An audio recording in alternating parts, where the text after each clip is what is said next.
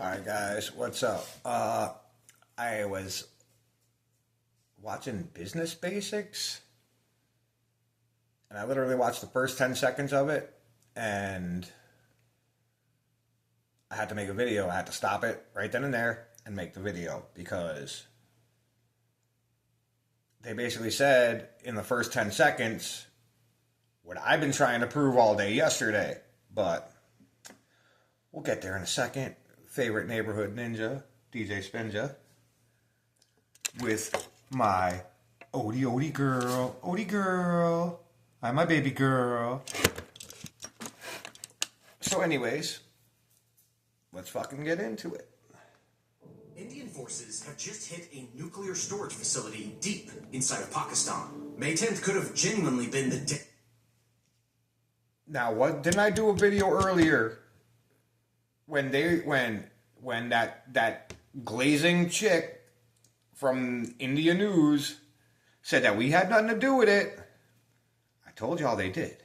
It's hilarious that Business Basics snatched it up. I want to see where they're going with this. Nuclear war started, and yet hardly anyone around the globe realizes how insanely close we just came to World War III. I knew. And some breaking news. Pakistan's